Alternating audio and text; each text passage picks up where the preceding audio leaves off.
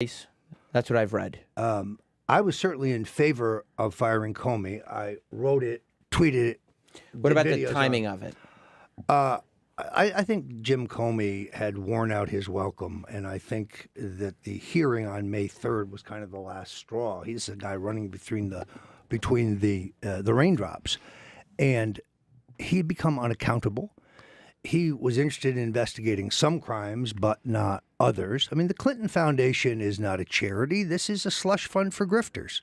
This is a vehicle for the facilitation of multi-million-dollar bribes.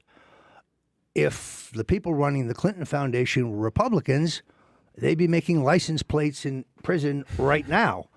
Why the IRS has not pulled their tax status is incredible to me, but maybe they were too busy harassing right-of-center nonprofits that they thought were too political. So it was time for Comey to go. He had no public credibility left.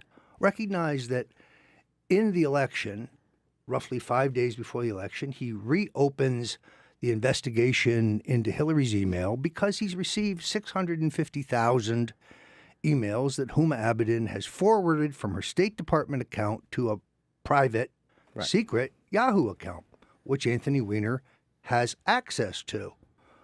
So Comey, who took 2 years to go through 33,000 emails, comes back 2 days later and says, we've looked at all 650,000 and there's nothing there. Well, my sources in the NYPD, who are the people who found this in the midst of their investigation into Anthony Weiner, they tell me, and I have seen some of it, that the emails constitute corruption, self-dealing, dirty tricks in the campaign that Hillary very clearly involved in.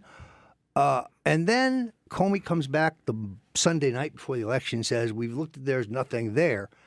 You notice there's not a big swing back to Hillary Clinton. Comey's worn out his welcome. Nobody believes anything the guy says anymore. But how much influence do you have right now on the president? Do you call him? Does he call you and you say, look, I understand people, because of the timing of the Comey thing, obviously a lot of people are going to associate it with the investigation, with the Russia, with all this stuff.